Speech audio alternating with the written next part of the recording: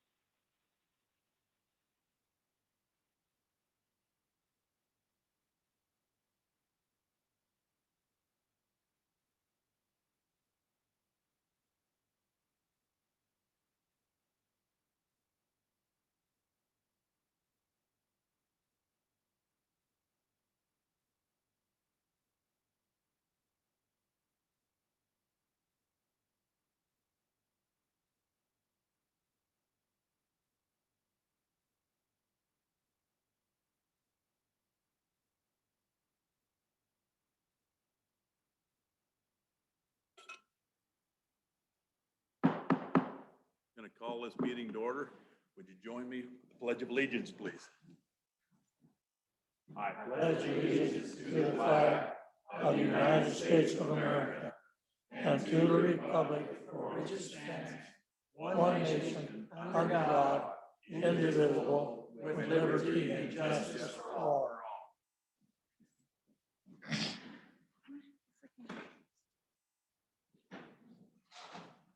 Get a roll call, please. Councilman Rao? Present. Councilman Hunter? Here. Mayor Rao? Here. Councilman LeBerry is not here this evening. Councilman Fitzsimons? Present.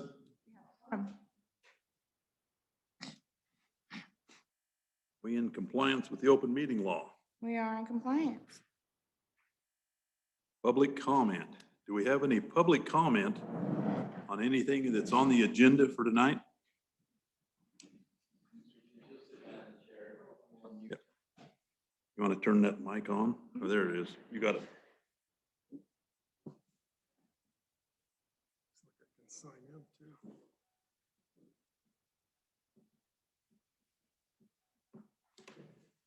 Good evening. My name is John Houston. Thanks, Mr. Mayor and Council, for hearing me today. My comments are directed towards item 4K on the agenda. Item 4K on the agenda. The manager of Rainbow Land and Cattle Company. And we own land that abuts the city's industrial park. Some of it's zoned residential, some is zoned highway commercial, and some is zoned RV estates. My wife and I live downstream on Meadow Valley Wash. And so we're concerned about water quality in Meadow Valley Wash. We understand there's a proposed slaughterhouse for location in the city's industrial park. We eat meat and we have friends that raise meat. And we like meat. But we doubt that a new slaughterhouse is being seriously considered for a city area anywhere in the country other than Caliente presently. As adjoining landowners, we've had no notice of the proposed use and have seen no map of the precise location within the industrial park itself that's being considered. We note that zoning of the industrial park is industrial. And we see that the city zoning code, subchapter K, section 151640, provides for the location of animal slaughterhouses and agricultural industries and processing plants on land zoned AG, subject to a special use permit. What's the proposed location of the 2-acre site? We're here to find out tonight. Whether or not there's been a special use permit issued or considered by the city. We'd like to kind of know where the waste would go, with the physical waste and the waste water, and specifically whether any wastewater would go into the city sanitary sewer system. If it's to go into city sanitary sewer system, we've got questions as to the existing facility's ability to treat such waste. Typically, plants like that have their own self-contained treatment these days and do not contribute to city sewer systems. Where will the surface runoff go? It's porous ground. We're downhill from the city's site. Slaughterhouses have a high noise level, somewhat disturbing if you've ever been in one. I don't know, we don't know, I'd like to know what the city's noise levels and noise standards are. Slaughterhouses have pretty big stench. If you've ever been close to one or in a town that's got one, they're known as slaughterhouse towns. And because of the stench and the noise and the dirt and the waste that is produced, about 40% of an animal, as you know, is waste. They create a stigma and they damage property values. Towns with slaughterhouses It's data all over the country has established that property values within a half mile of the slaughterhouse are reduced by 50%, and within a mile and a half are reduced and damaged by 25%. I didn't understand that. Property values within a half a mile of the You talk closer to the mic. property values within, well, that is better. Property values within a half a mile of a slaughterhouse are reduced by 50%, and within a mile and a half of a slaughterhouse are reduced by 25%. So this would impact the entire city of Caliente in terms of property values. It obviously, since you have 105 acres there, it would impact the value of your remaining 103 acres if this is a 2-acre site. So the hospital would be within a mile and a half, all the businesses on Clover, and City Hall would be within that circle. We wonder if the city is going to consider establishing a fund to compensate landowners whose property values would be damaged by the establishment of slaughterhouse within the industrial park. We wonder if Mr. Bourne has talked to Ray Thompson or Jared Brackenberry, something farther out with regard to buying or leasing a site out of the valley and away from the concentrated population of businesses. And considering all the negatives against locating a slaughterhouse industrial park, what are the advantages? Is it simply a matter of taking advantage of Caliente's sewer plant? And what's that worth, both to the citizens and economically to the city? Slaughterhouses are very dangerous places to work with high rates of serious injury and stress-related mental problems, PTSD, due to the dangers and poor working conditions inherent in slaughterhouse operation. Slaughterhouses have the worst record among business classes for employment of illegal aliens and abuse of child labor. Not many send their kids to work in a slaughterhouse, at least not happily or willingly. As a result, location in new slaughterhouses involves serious, long, complicated, and expensive litigation generally. And as a result, proponents of new slaughterhouses take great care to identify a site that involves the least potential impact on people, business, air, water, land, and sanitation, especially residential communities like the valley portion of Caliente. It seems that such care may have not been exercised in this case so far. Noise, dirt, toxin, pathogens, waste, stench, and stigma. Simply put, there is no way that this council should take a step toward or in support of establishment of slaughterhouses in the industrial park, anywhere near the city or down Meadow Valley Wash for that matter. Do not advance item 4K, vote it down. Thank you.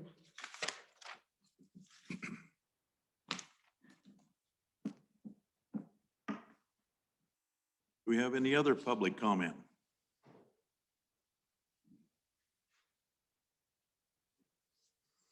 Okay, I guess I'll make one comment. you want to come up to the mic, please? The stigma of having a slaughterhouse in a town is pretty understood. And as a real estate broker, all the real estate brokers in this market will have to disclose to any potential buyers that this is a slaughterhouse town. And if you don't think that that's going to affect the future of this town, you're wrong. You need to get online and start researching this and understand this. This will damage everybody in this town. And it'll damage future business that wants to come into this town. Right now, because of what's gone on in this market, I typically in a 90-day time frame on my national real estate sites get 4,000 hits on one of my listings. I've got 44 listings up right now, okay? And the market right now in 90 days, I'm getting 30,000 hits on each listing. Okay, and I did notice in the paper that even the county said the last 5 months of 2020, they got 8 times more inquiries in the county than they'd ever had than they'd had the whole year before. Okay, so this is going on, just in the past year, I've sold two and a halves, I've sold a 5, I've sold a 10, I've sold three 240s, I've sold an 80, I've sold 600, so it's going on as we speak, okay? But I'll tell you what'll happen when word gets out, they're putting a slaughterhouse into this valley. It'll end. And that's just my comment. Hey, do we have any other public comment? I do. I think we should,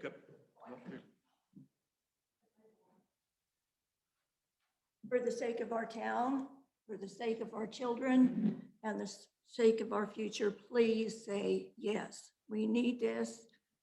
We need it bad. Our kids need it, our town needs it. I say I'm all for it.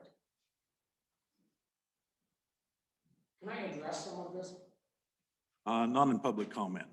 Well, he can make public comment himself. You Okay. guys just can't answer. Yeah.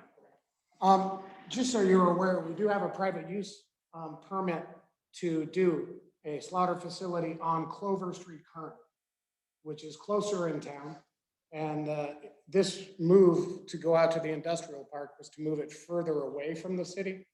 So should the council decide not to do that, we will go ahead and open up on Clover Street right here.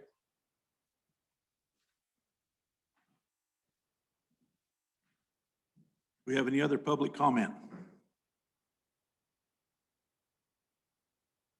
Okay.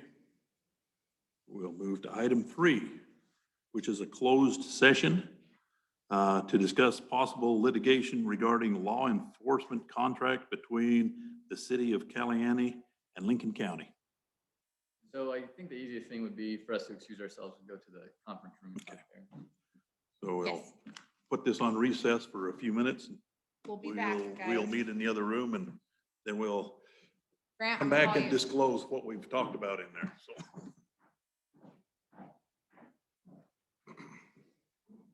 You live in this town?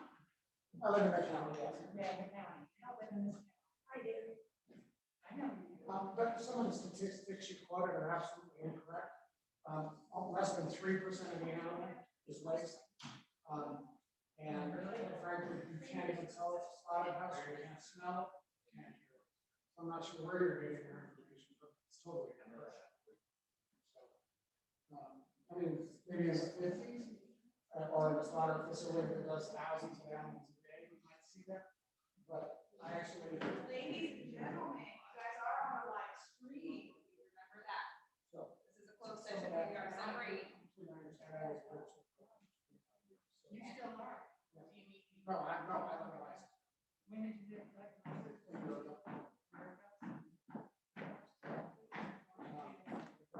will research that. I'm sorry. I said, will you make sure this doesn't get too crazy while we're in this Yeah, session? I will.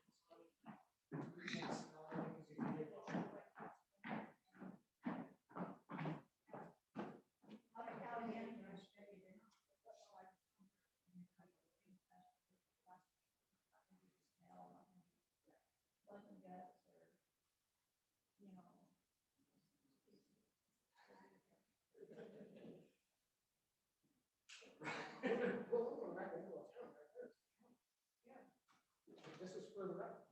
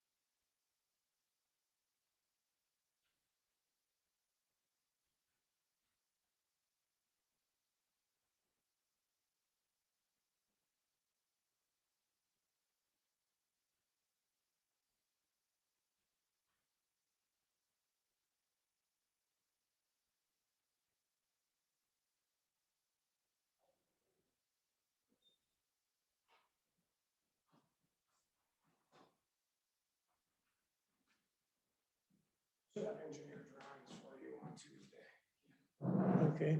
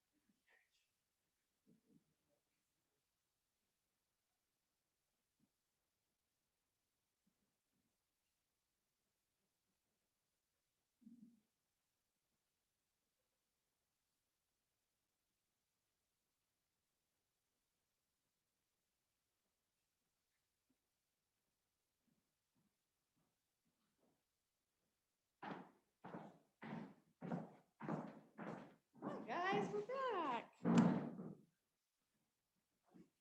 Oh, sorry, Steve.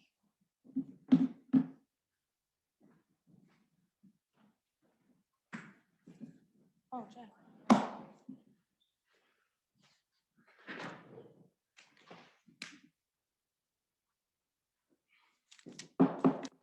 Call this meeting back to order.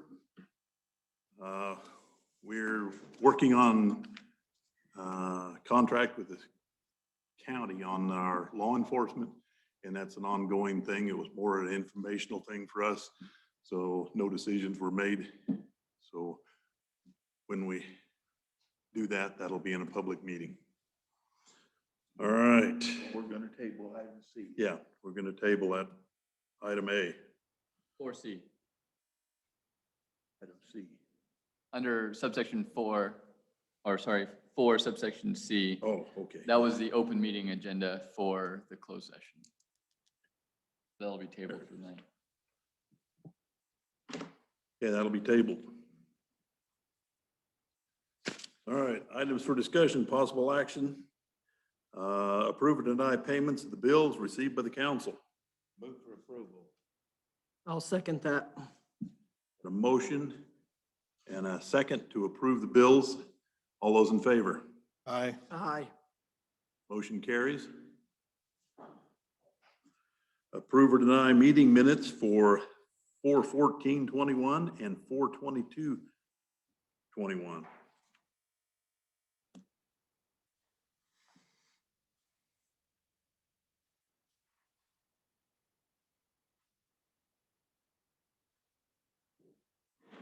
Oh, sorry, guys.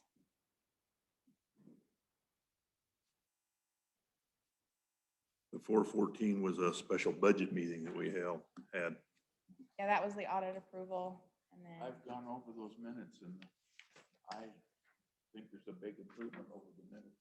A few times, and I think you're all correct, so I would make a motion that we approve both sessions of the minutes, both days, special meeting. I'll second the motion. And a motion and a second to approve the minutes as presented for both these meetings. All those in favor? Aye. Aye. can we just take a moment to commemorate this? This is the first time it's happened to me. Just want to take this moment.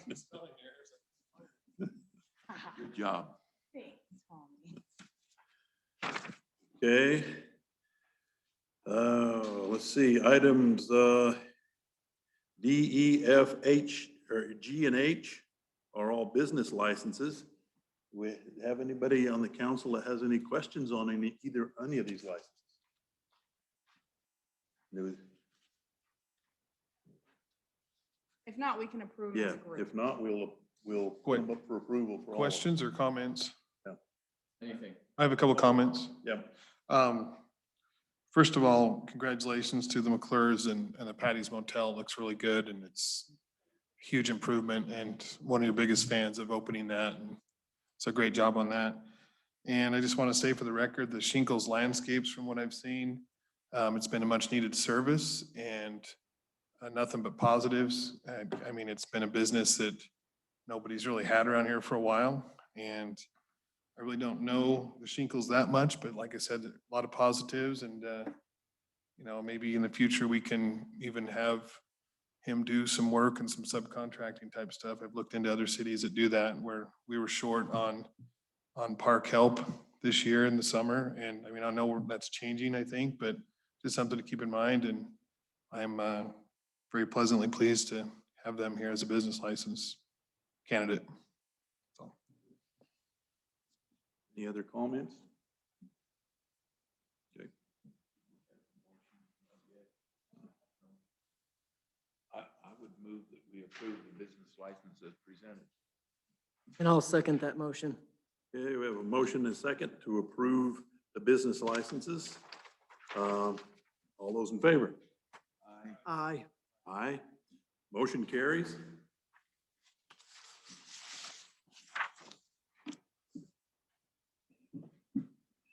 Discussion, possible action, changing the city's software system from Cassell to Town Cloud.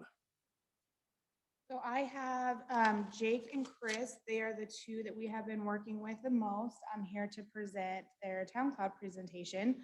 I will ask them, whoever is going to speak, to unmute yourself. I don't know if it's Chris or. This is Jake. Can you hear me okay, Amanda? Hi, Jake. Yep, we can hear you. Awesome. I figured I'd just kick things off, and then I'll turn the time over to Chris and let him finish if that's okay. Sounds good. Great. Well, Mayor, Council, thanks for having us. We sure appreciate it. We've been lucky enough to spend a lot of time with Amanda and Linda, especially with the agenda program. And it's refreshing to us to talk to people in local government that are, you know, to see a modern vision in software. So we've really enjoyed working with them. And my hat's off to them for the amount of diligence that they put in, you know, as far as vetting us out. Not a lot of agencies do that. So that's refreshing for us to see. And we definitely appreciate your support, questions you've brought for us. So I know that we sent over a presentation to you, and we can handle it one of two ways. You know, we had the opportunity to listen to your last council meeting. I know there were some questions. I believe Amanda sent this out to all of you. So we're happy to proceed however you would like us to. If you want us to go through the presentation, we're prepared to do that. Or if you want to keep it shorter and just go ahead and fire off some questions and we can answer those, we can do that too. What works best for you guys? Really up to you guys.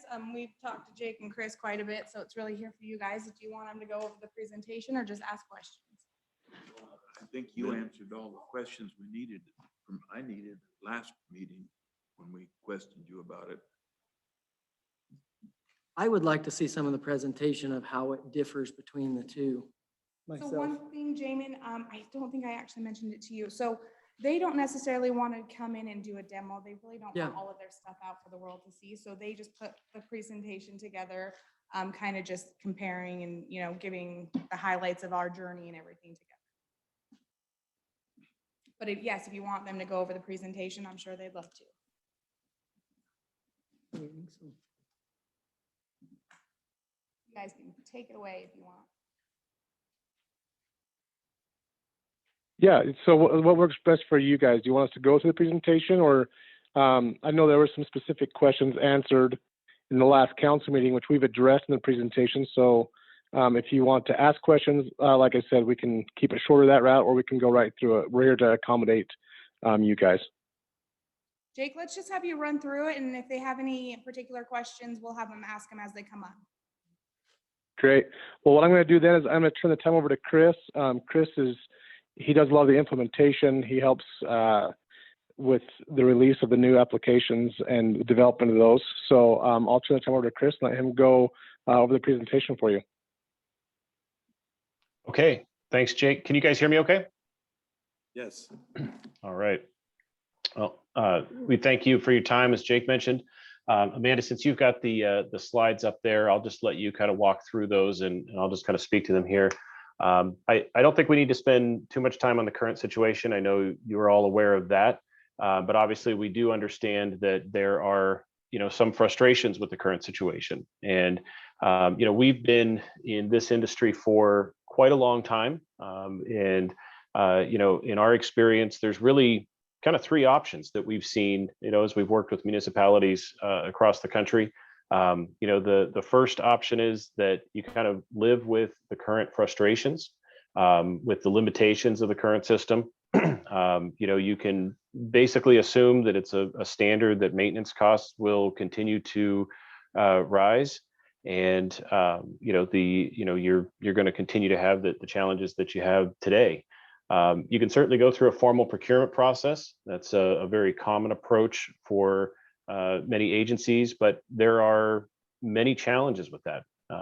First of all, there's a lot of inherent cost to a formal procurement process. There's also a high dissatisfaction or failure rate with those projects, and it is certainly not going to be something that is quick. In our experience, it's usually a 3 to 5 year process from the time that you decide that you need to take a different direction to the time that you're actually up and running and live on new software.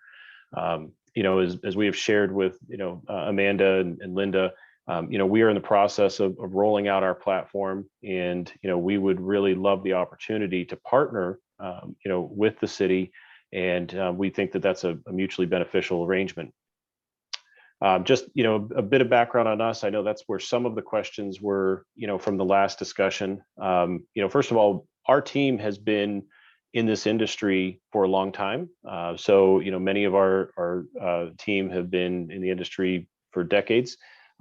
Jake and I have been in the industry for over 10 years, and as a company, we've been around since 2014. And really, our mission, the reason that we founded this company, was to provide modern solutions for local government. This is what we're focused on. This is what we're passionate about. And we have experience with mainframes, IBM platforms, multiple technology platforms, but we just didn't see vendors offering solutions that are truly modern. So things that you might have in your personal life. You need anything from an email account. Any one of us can go sign up for an email account today, and you can be using it instantly. You don't have to go buy a server and set it up. So we really wanted that kind of a user experience, but built for the processes that run your city. And so we have a very experienced team. We've invested a very substantial amount in the platform, and we've been growing like crazy. As the slide mentions, that actually that's out of date already. We're in 42 states.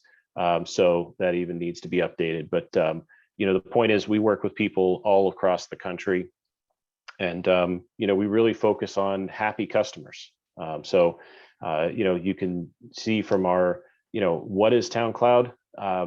This is not a legacy software company. Many companies that you're going to encounter today have been rebranded or bought up and kind of, rolled up in merger and acquisition kind of, fashion. And that's not what we're doing. This is all, we're taking our experience, and we have built everything from the ground up. So it's all new software. It's a multi-tenant application, which means that you don't have to go out and get your own server and have everything installed on it, but that it's really, something you can just log in and start using it right away.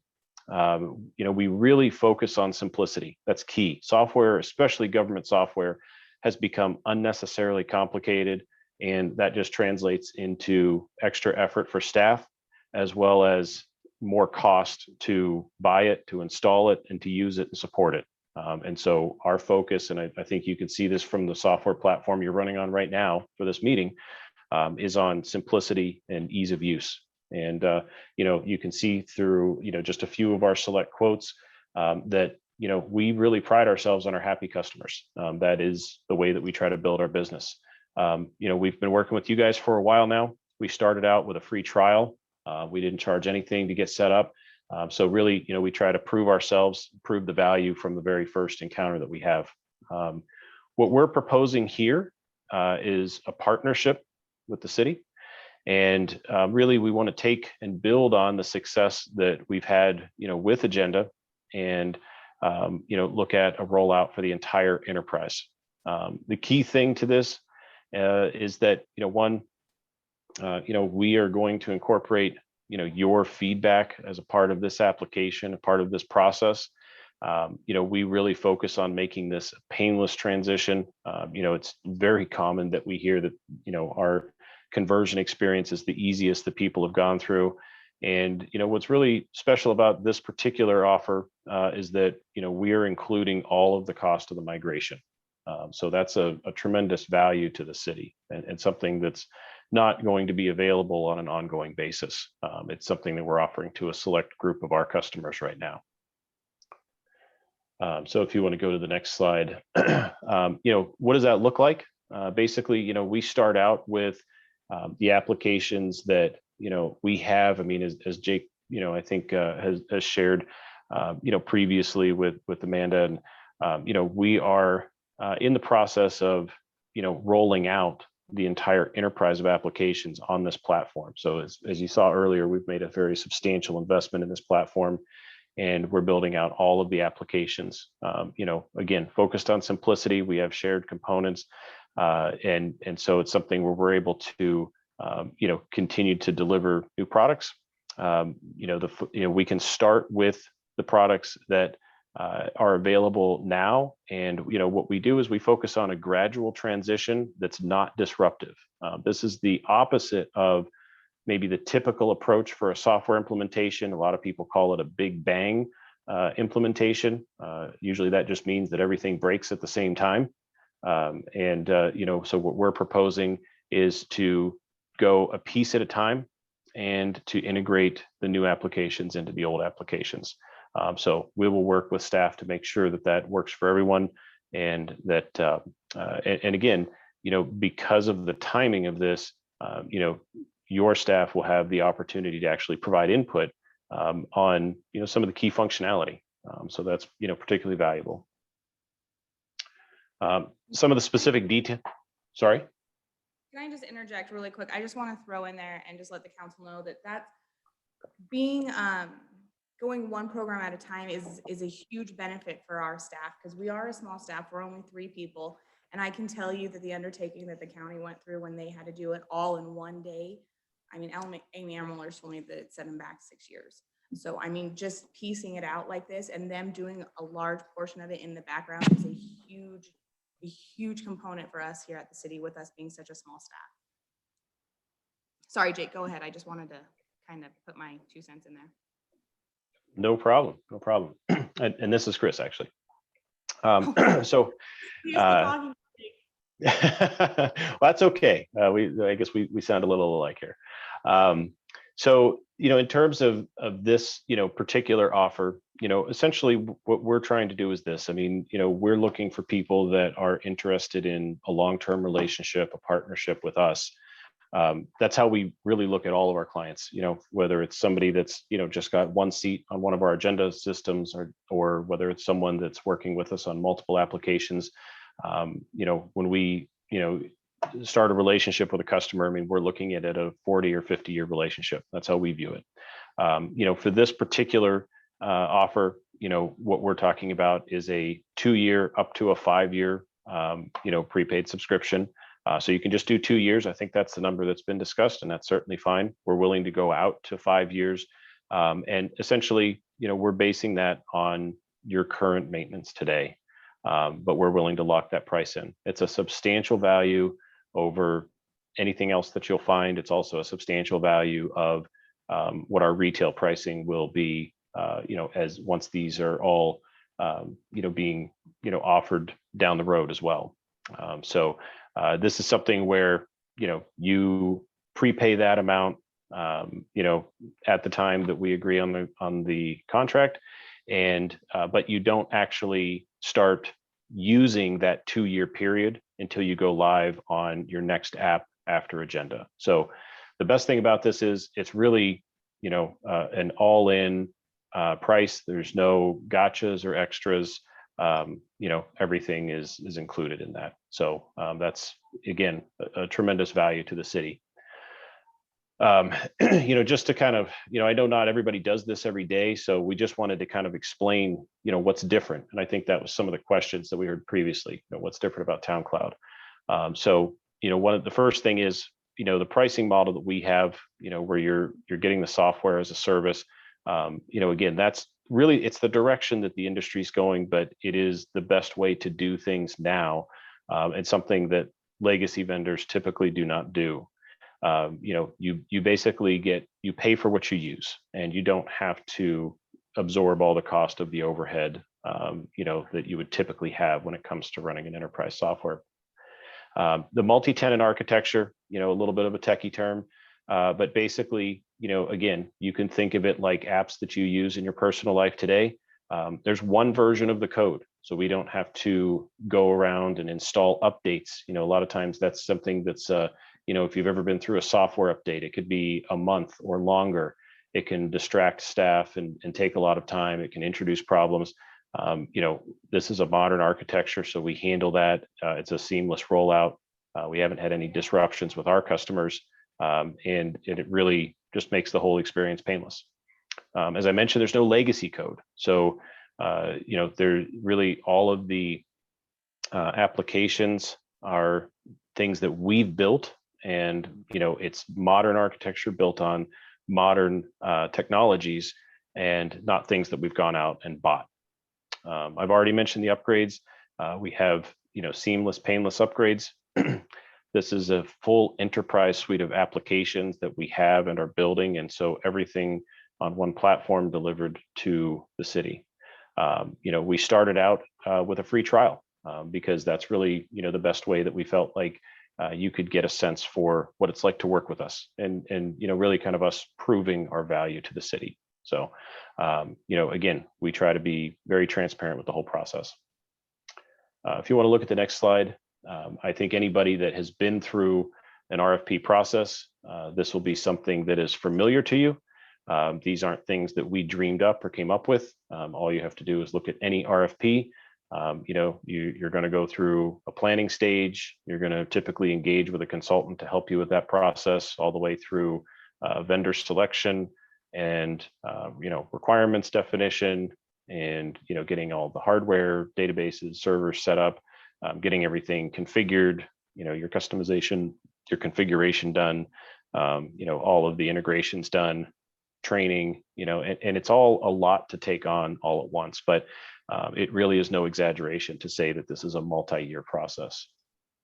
Our goal with all of the applications that we are building, looks like we might have added a slide that's not in here, but really what we try to do, our agenda application goes live in 1 hour, and a lot of our applications go live in a day. Once we have these built out, even something like a financial system will go live in a very short time frame. So I think that Amanda can attest to the experience with agenda. So this is very different than your typical process, and really, again, the most significant thing is less of an impact on staff, less disruption. This slide is really just to kind of paint a picture, I guess, based on something that would be typical for the city size. What's it look like for those three options that we talked about in the beginning? You're going to have your annual maintenance. You can assume kind of a standard CPI increase, 2 to 3%. I'm sure if you look at your contract, there's something like that built in. There's going to be typically some contract with the local IT firm to handle backups and support and all the things that any traditional vendor is going to say is your responsibility. Any kind of upgrades, if you do a couple of those a year, ongoing training, stuff like that, that all factors into the price. So it's really not a zero cost option. A formal procurement route, I mean, again, there's many examples you can look at. You don't have to take my numbers for it, but just fairly typical numbers, spending $25,000 to go through business process reengineering, a formal procurement process. Those are all pretty typical. And as well, the numbers for license and implementation, as far as what year exactly that falls into, well, that's just a bit of an estimation, but I think, those are not really out of the ballpark. And, maybe you can, kind of confirm that with some of the folks that you've spoken with, Amanda. But, the one thing that you will find in your, traditional software purchase process is you have to pay your first year of maintenance right up front. So the meter starts running immediately. So again, we are basically saying that our meter isn't running until you're actually live. So again, we really, try to focus on value first. So we're asking for that, the prepayment. Again, I put this one, you'll notice a difference between this number and the earlier one. This is a 3-year example. So you can choose between 2 and 5 years. That's up to you. But there's no additional cost from our standpoint.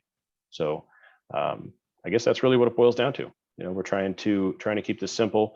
The value for us is really that, we are getting good feedback. You have some real sharp folks on your staff, and having people that we can partner with to really validate the ideas that our team comes up with is really important to us.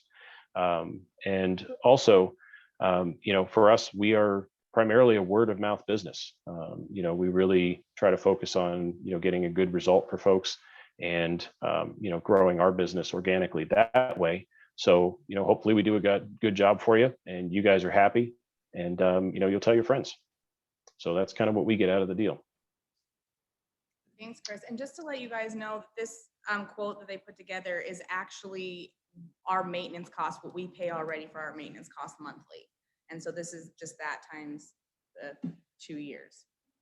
So that was my biggest question, is it looks like, we're doing this for about half the cost of what we're currently paying for basically better service.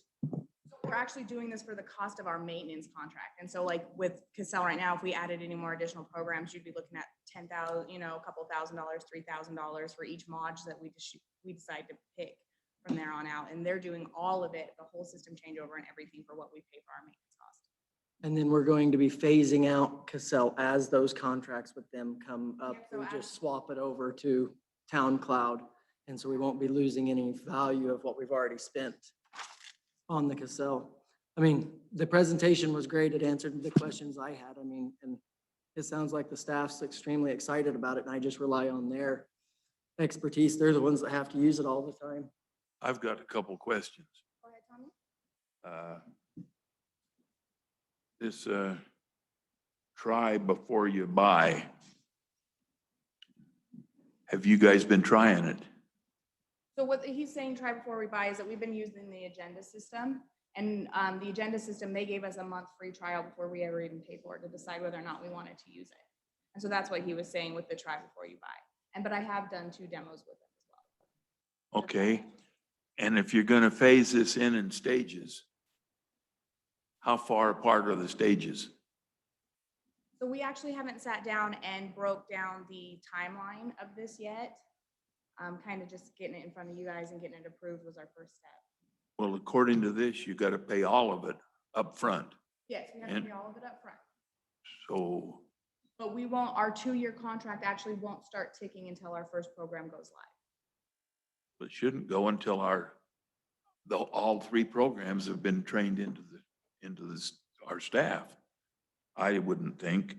We pay it all and we're only getting one phase of it, and then in a month or a week or 2 weeks, we get another phase. It will be a continual changeover, but we're just going to do one at a time. So that way we're not doing a huge undertaking all at once of all departments all at once. Is it going to take several months or several weeks or several days? It will probably take several months. But we're paying for it all up front, and we're not getting that service, what I'm saying. Well, some of the services, Tommy, they're going to have to build for us. And so we'll get a customized build for what we're looking for. Well, not a completely customized, but a more customized build for what we're looking for. Has he got an answer for that? Sure. Yeah, this is Chris. So, again, right, what we're talking about is, we are proposing to begin working as quickly as the city would like to migrate over to the applications that we have available today. And as we continue to roll out additional apps, we will continue to migrate the city over. So it's a process that will take place over a number of different months. Again, like Amanda said, it's something that, we will work on a mutually agreeable rollout schedule. Yes, we're asking for that, subscription payment upfront. That's not atypical in this industry. What is atypical is that we're not charging anything else besides that. So under a normal process, without doing this partnership program, you would pay for some of the individual modules, and then you would pay a migration fee for that. That, is something that is fairly standard. So, in terms of, the value that the city will be getting, you will be getting value, right away. And, we will work together on the rollout schedule. So how many different phases is there? It's not predefined at this time. So we can work on a number of things concurrently, or we can work on a piece at a time. I think as Amanda had mentioned, the value is to being able to do it in smaller pieces and having it be less disruptive, is really, the benefit to the city. All right, thank you. Absolutely. Have any other questions? Yeah, Chris, can you hear me? Yes. Yeah, I think one of the major questions last meeting was about, this thing crashes, or some of that have server issues. And I think some of the questions by the council were, where you guys are all online based, how quickly you can alleviate those concerns. I mean, with whether it's a phone call, I understand Zoom calls and that kind of stuff, but we were led to believe that you probably don't send out an actual person, or can you elaborate on that? Sure. No, those are great questions. I guess these days it's a little bit of a different model. In previous companies, we would have done exactly what you said. We would have had somebody on a plane, somebody get into your door, and we've done that quite a bit. It's actually not necessary, and it's not the most cost-effective approach. The application is hosted on, commercial hosting. So, you're getting the benefits of, the investment in that platform that, from a reliability, scalability, and security standpoint, that you don't have to invest in yourself. We've never had any problems with our customers. They haven't had any downtime. And, they've had, we really have a perfect track record. In terms of, issues that you may have, we are highly responsive. We have a team that I think, what, came up last meeting was that, we are actually, we have a team that's spread out across the country. So, we have our headquarters in Colorado, and we have folks on, all different time zones. And so, if there's, some support that you need, we can be responsive to that. And so we've actually gone well above and beyond, standard SLAs that are offered in the industry. We've supported folks at this hour of the night, as well as, first thing in the morning on the East Coast. So, really, I think one of the things to understand about this is that because it's cloud software, and because it's running on, servers that don't live at City Hall, you don't have to have someone on site in order to actually address a concern. And I would say really support these days for us consists more of answering questions. It's really more training than anything else, and that tends to be the case. Does that kind of answer your question? Yeah, it does. And on a positive note, I think that it would provide perhaps more transparency to the citizens of Caliente. As looking at the nuts and bolts of this program, that's probably a huge thing that we all want, is more transparency, and then with ease, our ladies in the office can handle things where, like right now, you're scanning PDFs and those Word documents, and so it would save them time. So that's a positive that I noticed. So thank you. Absolutely. I've got a couple more questions. One of the items that I thought of is one of the biggest problems we have here is this software that we currently use is really hard to get reports out of and be able to change those reports so that we can get the information we want quickly. I mean, many times it takes months to get what should be a simple report of, you know, if this changes 20%, we want a report of everything that changed 20% or more. We can't get those kind of things with this software. How hard is it with this to be able to make new reports? No, that's a great question. Thank you. Again, that's kind of the difference between, you know, a modern platform and a legacy platform. You know, it was traditionally kind of pitched with software platforms is that, well, we've got these 200 or 400 canned reports, and so you know it's all, you know, already there for you. Well, the reality is those reports rarely give you exactly what you need, and so you have a whole bunch of reports that don't quite do the job. You know, we have actually built what's called ad hoc reporting, or basically reporting that an end user can tailor right into the application. So any screen with a list of records is a report writer. Even in Agenda, you know, Amanda has the ability to create a list of agenda meetings that where, you know, they're in draft status, published status, where, you know, minutes aren't published, and export that to Excel or PDF. So those are standards that we've built into the platform. You know, part of, I mean, it actually takes quite a bit of engineering on our part to, you know, be able to offer this the way that we do. And part of that is in the design, building things that are very easy to use and that don't require a lot of support for us. Otherwise, our costs would have to be higher. Okay, that answers my question perfectly there. That's the biggest thing I see as a benefit with this, is being able to get those. The other question I had on was about the locking in the price, the terms on that as far as it goes.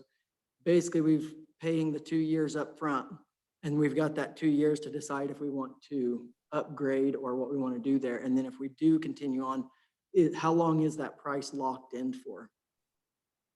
Well, I mean, it's hard to, you know, predict the future 10 years down the road, right? I mean, I think that's true whether you're talking about the price of cars or electricity or water or anything else. You know, our track record is that we haven't raised our prices in 4 years.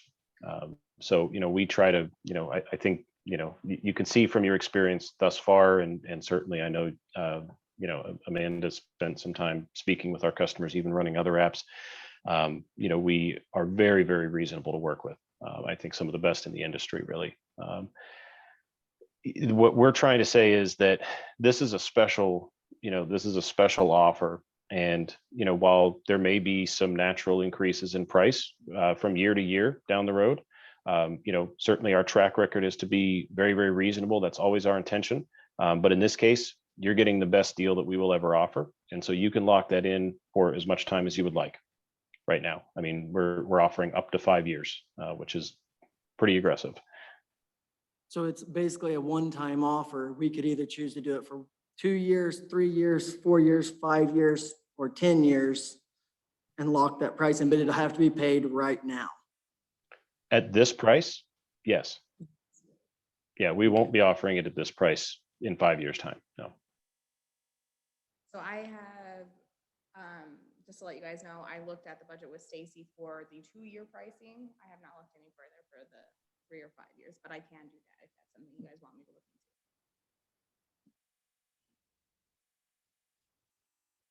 into. Any more questions? So with that, I think that I would like to make a motion that we approve the contract for a 2-year contract with them, with Town Cloud. I'll second it.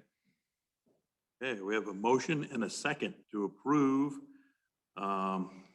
this contract with for new software through Town Cloud. All those in favor? Aye. Aye. Motion carries. Well, thanks guys for getting on here tonight and doing this presentation, and I will have Linda put that invoice through tomorrow. Absolutely. Thank you very much. We appreciate your time. Thanks, guys. Thank you. Okay, we'll move on. Approve or deny standard lease. Let's see, yeah. approve or deny standard lease agreement for City of Caliente Industrial Park. We'll discuss this matter. So it's important to remember that this is going to be a standard lease agreement for the industrial park itself. It's not for any particular individual. So as you've looked through the lease, again, it's supposed to be applicable to as many different parties as possible. Obviously, as more and more individuals want to go in there, there's going to be more specifics that people will want, and those can be individually negotiated. But when it comes to like, I guess a boilerplate lease agreement, this is what I presented or prepared for this council tonight. Again, it's pretty standard. The one unique thing that we talked about the industrial park is that it's two large parcels right now, that they're not individual parcels. So I've added section 13 in there, which is on page 3. And this is the parcel map provision that we discussed. Basically, it says that prior to the tenant occupying any portion of the industrial lot, the city and the tenant will mutually agree upon a surveyor to prepare a parcel map and a mutually agreed upon location. The parcel map will then be incorporated back into this agreement, and that the tenant will not be entitled to use any part of the industrial park until the map is recorded at the county courthouse. But likewise, no payment will be required of the tenant until after the parcel map is created, and that the cost of the parcel map will be split 50-50 between the city and the tenant as well. So that's probably the most unique, I guess, point in the lease agreement. You'll also see that there's multiple places where there are blanks. And those are, I guess those are things that can be, again, separately negotiated between the city and the city council as the need arises. Maybe sometimes someone will need more time to vacate a lot after the end of the tenancy, or the late fee structure will look different, or whatever else the city decides when it comes to, I guess, individualizing the lease agreements. But when it comes to a pretty generally applicable lease agreement, this is what I've prepared for the city council. Do we need to put a list of additional conditions like land prep, hookup fees, and So- that kind of stuff in So there? that is contemplated in sections, under section 14. So improvements or alterations is what so I guess what we're kind of talking about right now is the adding power, right? Or pulling power to your parcel. And so in my eyes, when we talk about pulling power to a certain parcel, that would be an improvement on the land. As it stands right now, any improvements or alterations made to the land would be borne by the tenant themselves. If you wanted to change that, I'm happy to look at that, change whatever wording you might want in there. But as of right now, I believe that would fall under improvement and alterations. That also includes power and survey in the same. So the survey was in section 13. Okay. And the 14 is the improvements to the land. Okay. That would cover sewers and everything. And hookup fees. Yes. Okay, thank you. Welcome. Well, I think you've done a good job on this lease. It's very comprehensive. Well, you addressed the stuff we talked about last time too, about the 50-50 split, and we're not pigeonholing ourselves as far as, you know, making one section of a parcel. I mean, we're doing it to tailor-make for that business or that industry. Right, and it's supposed to be as general, the lease is supposed to be as generally applicable as possible, but then when it comes to individualizing the parcels and what people need, then the city has more wiggle room there to kind of tailor it to individual needs, I guess.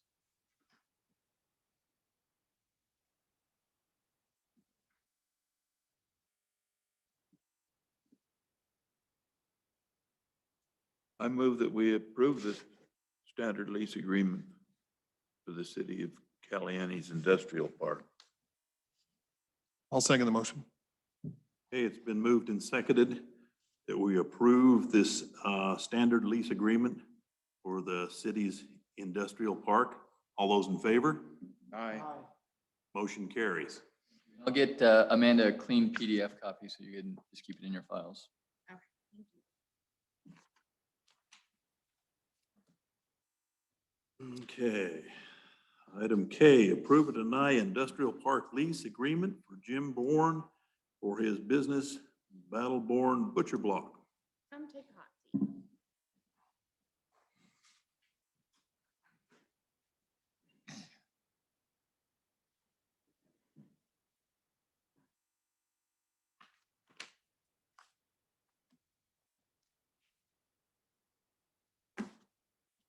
I don't know if you want to just go ahead and start or. Sure. After some of our discussions prior of what we were looking for on that lease, I did go ahead and fill out some additional terms on this contract for Mr. Katsky to review. Obviously, it's for a USDA meat processing facility. We put a June 1, 2021 lease begin date. I don't believe we're going to be able to get the survey prior to that done. I know we've reached out and spoken with him. Right, and so even if we have a June 1st, 2021 date, that section 13 provision in there, you wouldn't have to pay anything until that parcel map was recorded anyway. Would that still allow us to begin dirt work? Yeah, I don't see why not. You just can't occupy, I'll just leave this on. You just can't occupy the land until we have the parcel map recorded. So you wouldn't be able to move any equipment on there. You wouldn't be able to build pens or anything like that. If that was the case, you just wouldn't be able to occupy, but you could definitely start the dirt work. Absolutely. We did put down the typical on that $500 an acre. I believe that the acreage on a 400 by 400 is 3.673 acres. So that works out to be around $1,750 a month on lease. If we have more than that 15 employees full-time on site, not on any other location, but on site, that would be waived. At any time we fall below 15 employees, we would incur that for full $1,750. Typical lease terms, just a fifth of the month, things that we can go over with Mr. Katsky. Not sure on a security deposit on the dirt. We put none there. We can discuss that. I assume that the taxes do need to be paid by the tenant, so we have no problem paying taxes. The city doesn't pay taxes on their property. Okay. So I don't think taxes will be a problem. Utilities, obviously, we pay for all of the ongoing.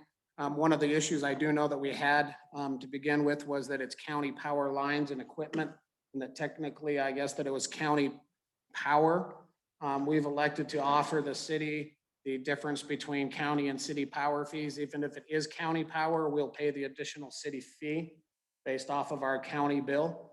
So if that doesn't get worked out, we will pay that 4 cents per kilowatt difference to the city. Obviously, we'd like to have a sign.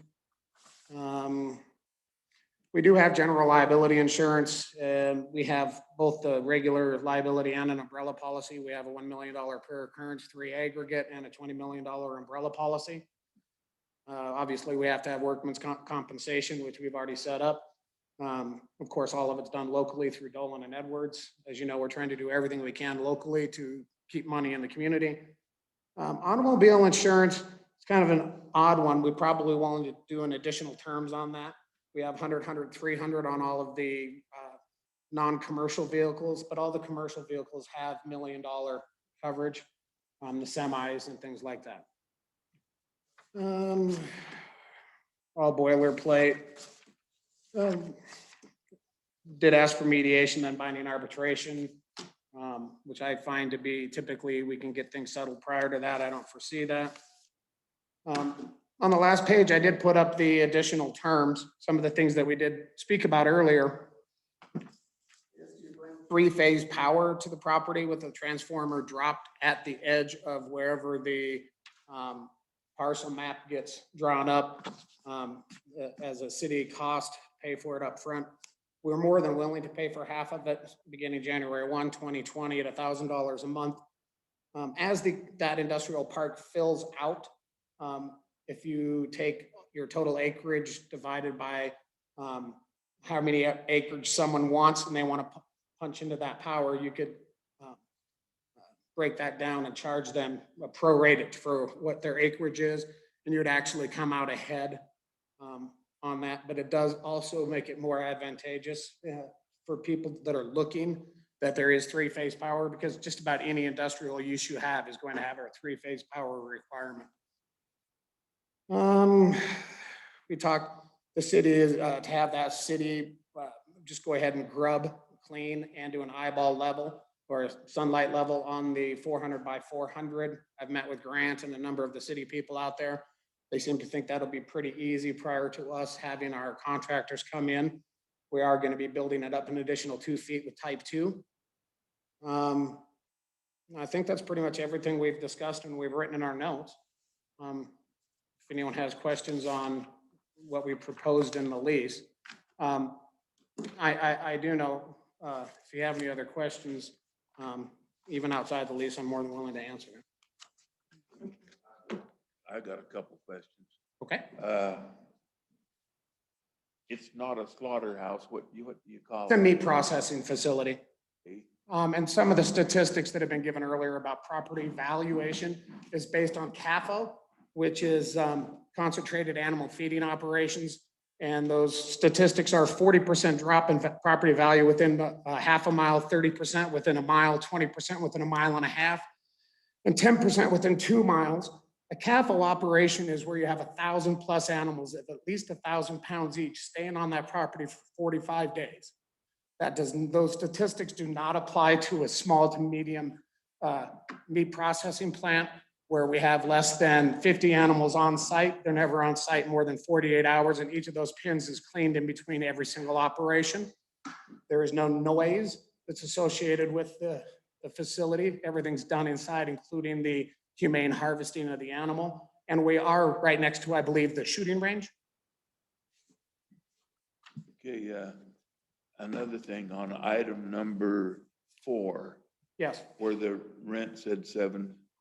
$1,750. $1,750. It should say per month on there. Yes, And also in that same area, I think you should have per month, per acre, until land incentives go into effect. absolutely. And a sliding scale, land incentives will go into effect upon creating jobs. And a maximum would be when 15 jobs occurred. You mentioned that, but it should be in writing when 15 jobs have come. So Yeah, I believe I put that a under the sliding additional scale terms. rate per acre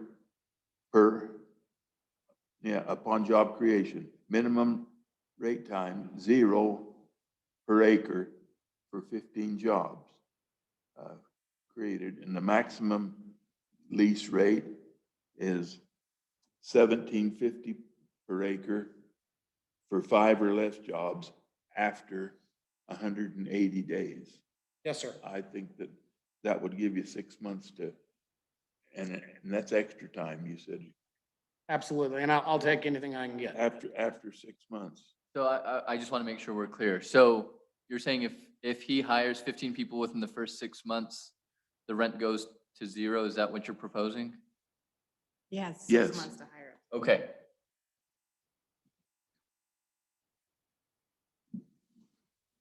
And hopefully we're closer to 50 within 3 months, but we'll see. Where do you already have most of these employees in the pipeline ready to go and getting to train? I mean, because it seems like within 3 months to get everybody trained and get this up and working is going to be a chore to. We have a meeting, we're setting up a meeting with the counselor at the high school. We're also, I can never remember the name of the employment. Workforce Investment Board. We're meeting with them next week. We're going to be hiring 8 of the local youth, 18 to 22 right out of school. They'll be sending them to the butcher program, and then we'll be hiring them. We have hired 6 people from Clark County, who will be moving out here. One of them's actually moving next week. And those will all be coming in as we continue to hire. Obviously, our first priority is Caliente and then Lincoln County. We're beginning to get a lot of interest in this. Obviously, the master butchers really is master butchers, they're USDA people, are where it's going to be more difficult, and those we're going to have to import. I have hired one local guy who used to own a butcher shop who's going to be a consultant for us and help training and setting up our apprentice program for the local youth. Another question is, you'll have to have a USDA inspector living here or on site. I've spoken with the USDA. Right. They're going to be giving us temporary people, but they are going to be posting locally for people that qualify. They're going to be hiring 3 for this facility. And they want local, and that they will be federal employees with federal retirement. And every minute that this plant is under operation, we will have a USDA inspector on site. Yeah, you mentioned it before, but there's people in here that weren't here. Can you go make a statement on the wages that people are going to be starting at? Well, the first year, based on the business plan, on the smaller side, it should be about $1.5 million of income that's coming into Caliente City. We're starting the people, the 4 youth outside that are handling the cattle and bringing them into the kill chutes as their apprentices at $20 an hour, and it goes up to $30 to $35 an hour plus full benefits and health. Okay. And for the city attorney. And we will not be hiring any child labor and putting them in sweatshops. For the, That would be illegal, sir. That would be illegal for me to hire an illegal. for the, Okay, so the city's, for the city attorney, should there be something in here about property taxes? According to other people, like the city manager in Wells stated that they have to pay property taxes unless that's an agreement with the city that they waiver that. So as of right now, my understanding is that you guys don't pay property taxes on the city. In the they city don't, they industrial park. don't? No, the only thing that he would have to pay would be possessory use tax. Okay. And so there would be no real property tax because the city still owns, in fact, the city would own the land and the building after he builds it. And so all the improvements would belong to the city. The city is a non-taxable entity, so we would not be taxed on any real property. Mr. Bourne would be given a possessory use tax form, and he'd have to pay those possessory use taxes on his own. Absolutely.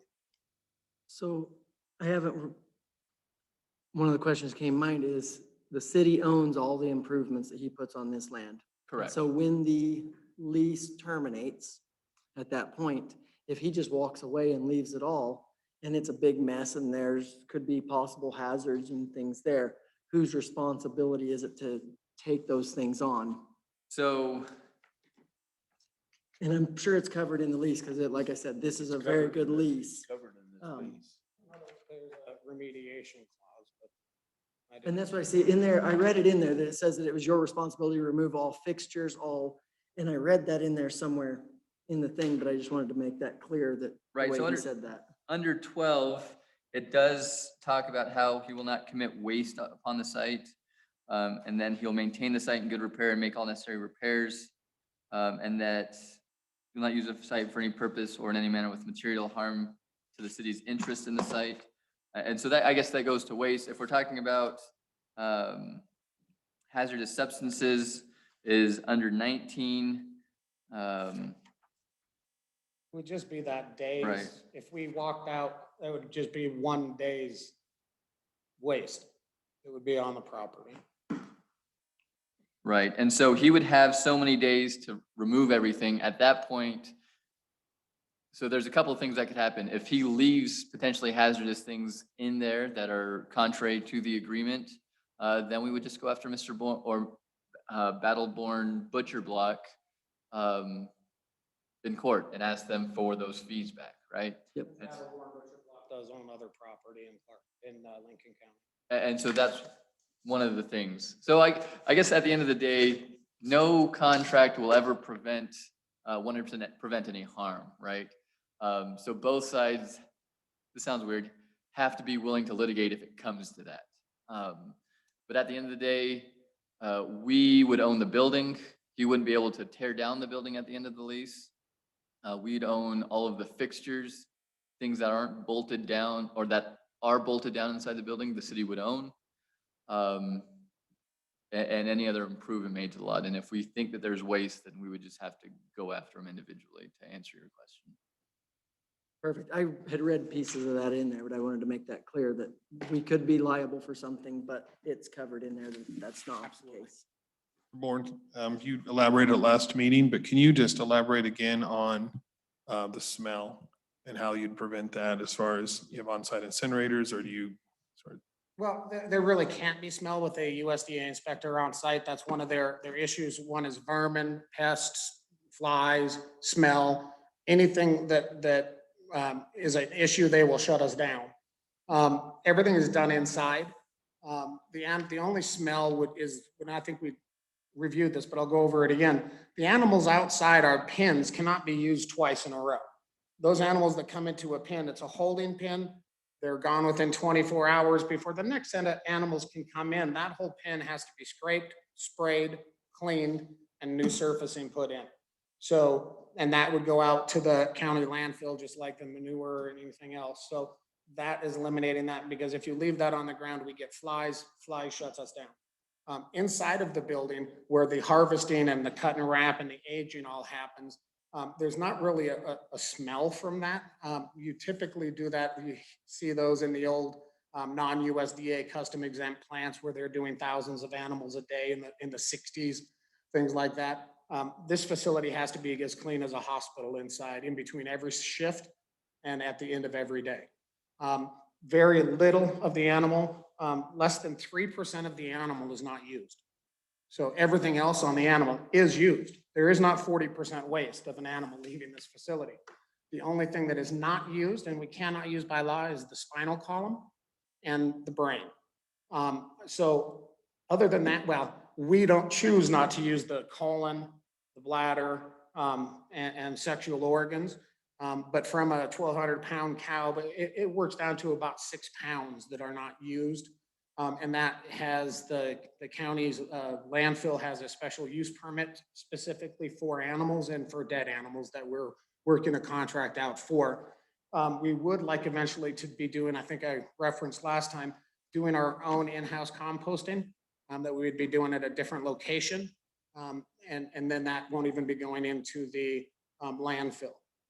What goes into the waste facility is just the soluble fats that melt when you are spraying the building down. There's no chunks, there's no pieces, there's no blood. As you know, we bleed the animal out, we collect the blood, we sell the blood. Even the blood does not go into your sewer system. We also have a very expensive, very large grease trap system in between the facility and your sewer. So the only thing that should be coming through with the volume of water is less than 5 parts per million of soluble fat. How do you transport the 6 pounds per animal? We're doing it in blue food grade 55-gallon barrels with lids clamped down, and it's shipped out. We truck it out to the landfill every single day in between shifts. You do it yourself? Yes. Thank you.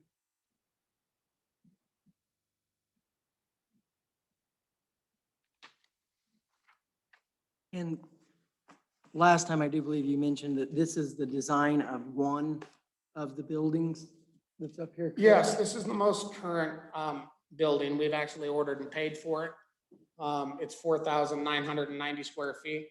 And you can see where the animals come in and go all the way through the process.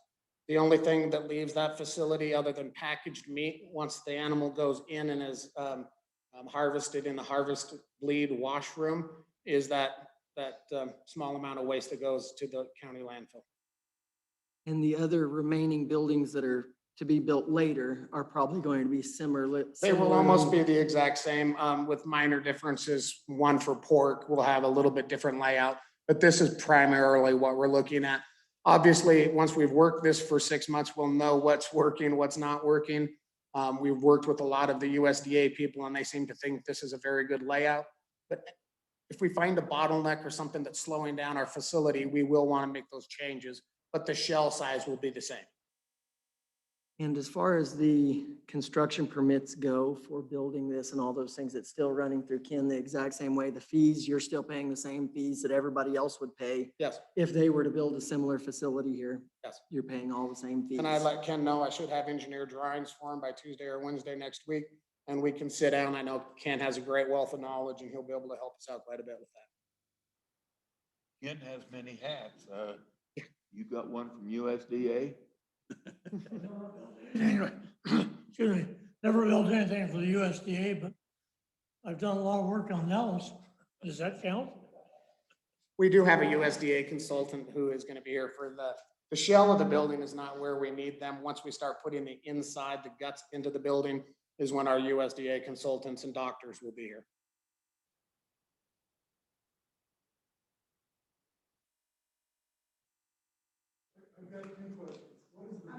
I'm sorry, John, my mic just doesn't pick you up. Will you come up here?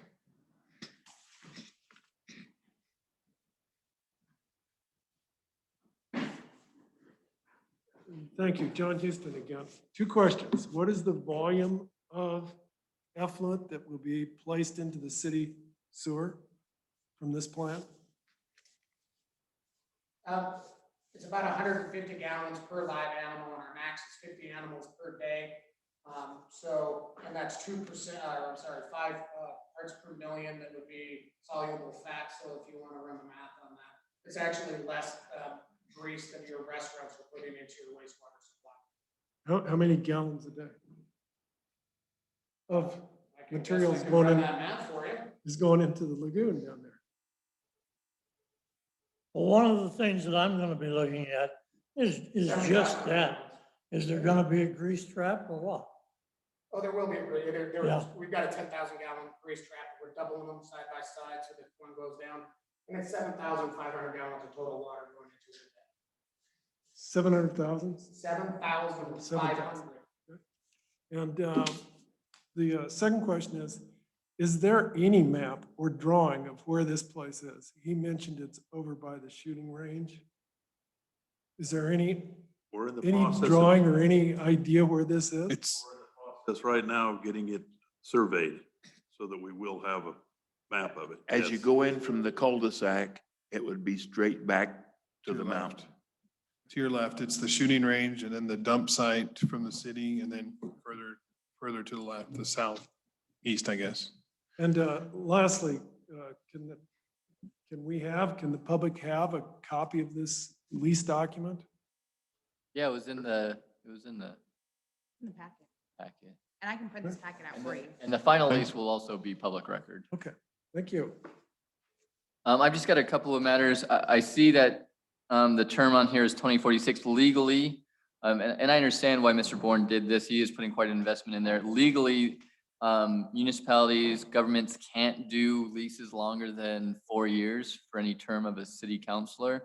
But there can be options to renew on that as well. And so we'll just, if we can make that from 2021 to 2025 with options to renew on there, we don't necessarily have to come back and renegotiate it, but as long as the city has the option to terminate after 4 years, we have to put that in there. I have a problem. Okay? So I put $5 million into a site, 4 years later, you can tell me no and take my building and equipment? That's just statutorily, right? And I understand the fear there. We can put for good cause language in there, right? Which I Or think if they terminate the lease, you're going to pay me for all the improvements? we can put for good cause in there. That the city, if for economic reasons or for whatever else, I understand, I'm just telling you statutorily that they can't do lease agreements, contracts. But we could do a lease agreement that said that if you terminated without doing the addition, you would agree to pay And if you weren't caused to terminate me for not good cause, then there would be no concern to the city about it. Yeah, I understand that. So I'll come up with some language and we can go back and forth. Yeah, you're fine. And come up with some language and I'll look at the statute again. But I know we've run into that problem when we were at the county with an evergreen contract that we had. Makes sense, though, the term of the council. Yep.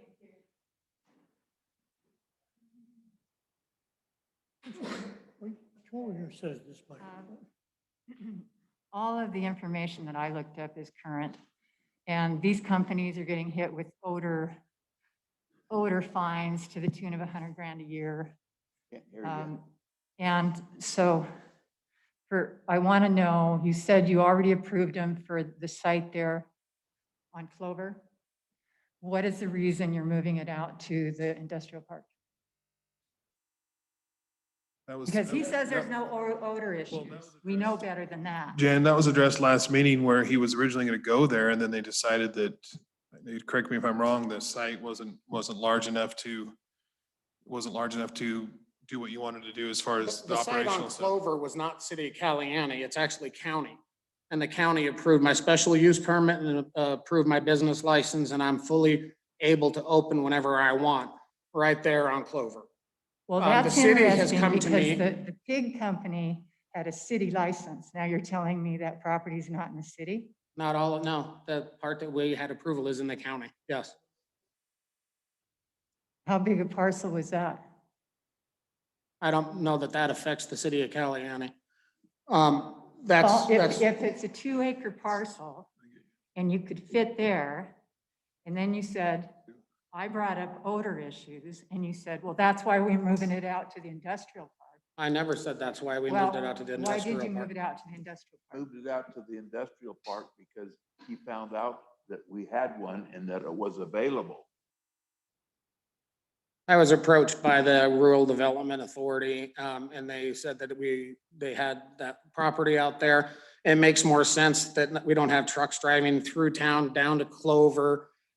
It's further away from the city and from the population. It's right next to the shooting range. I'm a community-minded person, and it's, I believe, much better for the community to be in an industrial park that was designed and purposed as an industrial park. Well, the zoning for a slaughterhouse in pretty much nationwide in the US is that it goes into ag zoning. And it's my understanding that the industrial park is industrial zoning. So are you going through a zone change to put them out there? No, because our use law says that packing and packaging can go into an industrial zone. Where does it say that? It says that in 15. One second.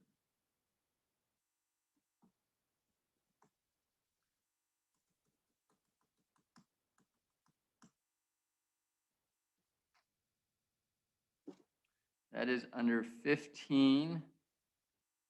21.2140. 4E. Packaging business. Packaging business? Yes. So you're approving this as a packaging business? The meat The packing. meat packing plant, yes. Facility. And you're killing animals there? Okay, there is no zone that talks about the killing of animals. Right. And it doesn't talk about, I've got 23 pages of problems with pathogens. Okay, they know they can't get them out, all right? And so if somebody in this city hasn't paid attention to that, now you're putting them into a property that's going to stay in city ownership. So you're liable, the city, I'm sorry, is liable for whatever goes on out there. And nobody is looking at this? It's my legal opinion that the industrial zone out there is an appropriate zone for this meat packaging facility. I also believe that the city of Caliente is requiring to be a loss payee and protected by the insurance policy of the $20 million umbrella plus my $3 million aggregate, so. Okay, who's paying for the odor complaint issues? Because they're these companies that are top of the line companies today, all right, are getting fined an average of 100 grand a year for odor. Who's going to deal with that? The city? Because it's going to be city odor now. It's my legal opinion that that the industrial zone is an appropriate place for a meat packaging facility.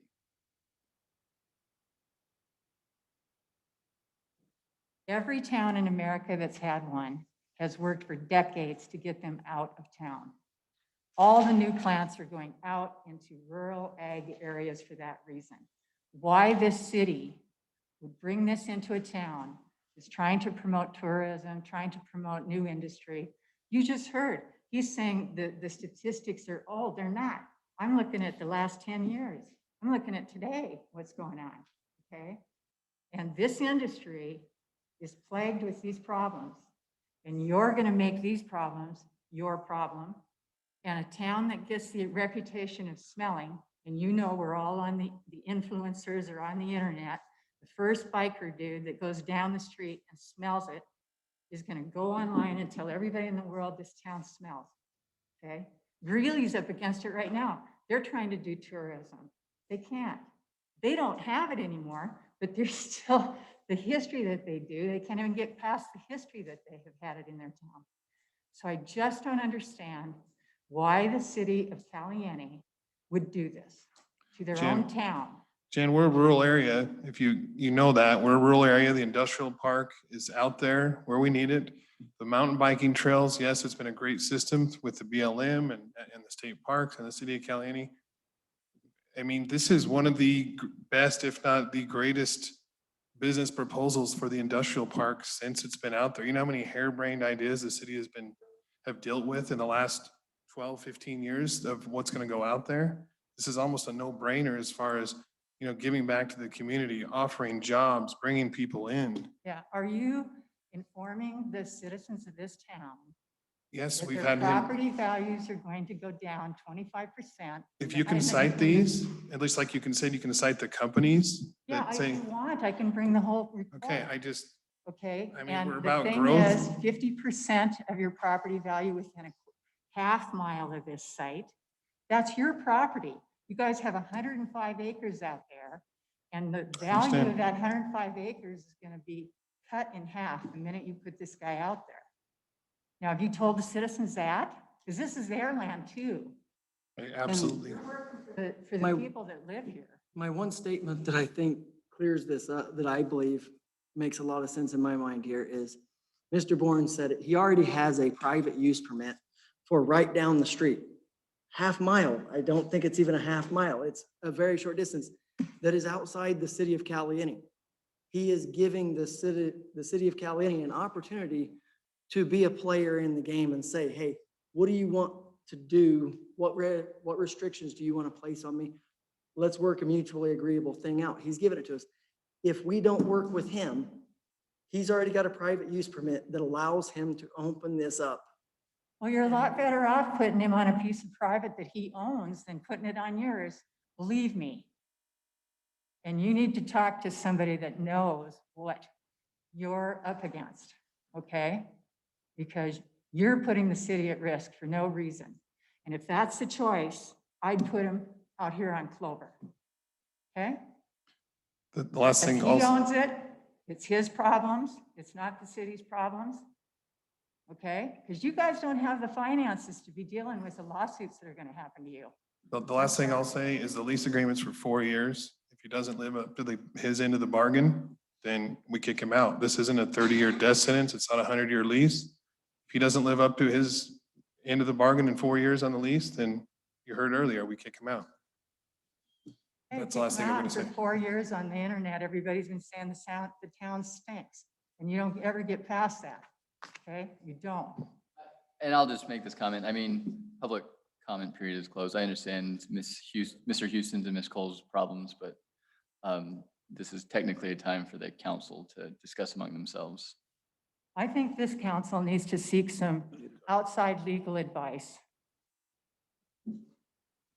Okay, well, I'm just gonna step out and make a motion to approve the contract for Battleborn Butcher Block with the condition that the city attorney and Jim Bourne, that they work out some time wording agreement for a good cause and that we need to approve some of the language in that, those. And Franklin says he can work that out. Yeah, I'll wait for a second, then I'll discuss something else. I'll second it. So the only thing I guess that we haven't discussed, and we can amend the motion if we need to, is the matter of the power. I know that Mr. Bourne has written his number 3, I guess, or sorry, his number 1 is the extension of 3-phase power out there and how the city would want to approach that. Yes, as I was just thinking there, we do need to work that terms out. Okay. I think we have you guys work that out, or should we talk that now? I think it's something that probably I need some direction on, figure out how the board's leaning, what we want to do there, how we want to split that cost, or if we just want the tenant to bear that cost totally, or what the. Do we have an estimate of what that cost is going to be? About 40,000. I thought it was 37,000 is the number that I heard. 37.8 or something like that. Under 40. It's under 40,000, and the revenue that it's bringing into the city projected benefit there. Any ideas? So also, I'm sorry, Franklin, but if we are going to incur this cost as a whole, I do need a couple of days to consult with Dan and see what that budget's gonna look like at the end of it, and see if we can incur that entire cost, because our electrical department, as we saw in our budget meeting, is a little low. And it's something that could be budgeted for probably next budget Yeah. year, right? Because on July. And 1st. then also, one Can thing I I did mention want to. something here? Oh, yeah, hi, Grant.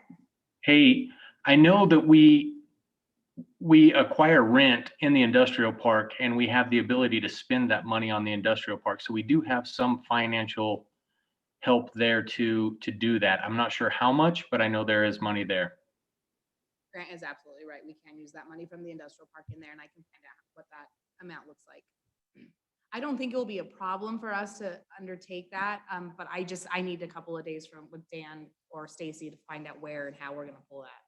Because my concern with this is the way the lease currently reads. Essentially, as long as Mr. Bourne is employing 15 employees, he has a no-cost lease for the land, essentially. Yes, but he is offering to pay in $1,000 up to 50% of the cost of the hookup or of the Plus the electrical difference cost. between county fees and city fees for additional revenue to the city. And I think that's pretty fair in as long as we put that in the terms that he's willing to pay the power difference Okay. between the two. And then we assume that he pays 50% of the cost and then pays the difference in the power fee. Just also let you guys know for clarity that he's talking about paying $1,000 a month starting January 1, right? Of 2022. 2022. Yes. So he actually wouldn't start paying any costs into that electrical until January 1, 2022. So we would incur all costs up front. The fee difference would begin before that, but the $1,000 a month would be January 1. So the fee difference would probably, correct me if I'm wrong, would start the second you start hooking up and you Yes. start power. And then- Let me interject again. I've spoken with the power district and they would let us sell power directly to him as a second point of use for us. So there, we wouldn't have to worry about looking at his bills and doing all that stuff. We would be able to sell the power directly to him. Perfect. And I- Thanks, Grant. You bet. Grant, have you heard how long it's gonna take until we can get that surveyed? I've been in contact with Tim Wolf and he is extremely busy right now, but he is willing to work on that next week if we can get together. Now, as far as how long it will take to come up with a finished map, that I don't know. Okay, we need to expedite that if we can. I agree, and my guys have marked a corner out there for him to set up off of and use to create the lot. So we're working that. That's in the process. So, Councilman Hunter, if you want to amend your motion to include the power hookup. I would like to amend my motion to include the power hookup that we have discussed previously of those terms. No, That's, cost is borne 50/50, and he would make a payment of $1,000 a month starting January 1st, 2022. That is correct. Okay, and that's independent of any of the actual lease agreement if he hires more than 15 people. Independent. and I will second that. Okay, Okay, it's been moved and seconded to approve this industrial park lease to Battleborn Butcher Block with the stipulations that we just mentioned here on the power and You didn't mention on where it says so much per acre. It's got to be per acre. Is- On that one, it doesn't say. so it doesn't say per acre, it just says a straight 1750 a month. And so, He wants it broke down, Be say per, 500. per acre. We can sit down when we're doing the lease and break it down to a Okay. per acre price. okay, okay, all those in favor? Aye. Motion carries.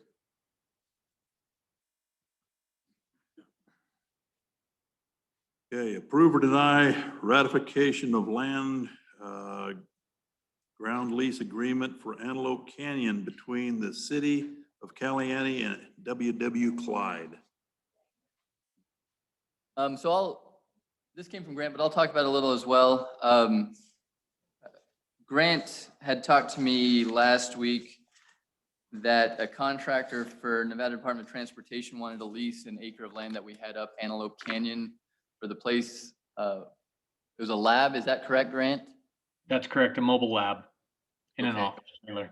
You guys actually approved their business license tonight. So myself, Amanda, Grant, and Mayor Rao had a meeting, I believe it was last Thursday morning as well. And we came up with the terms of the lease, and we kind of use the same lease agreement that we've been discussing this evening. I took out subsection 13 because it didn't apply, obviously.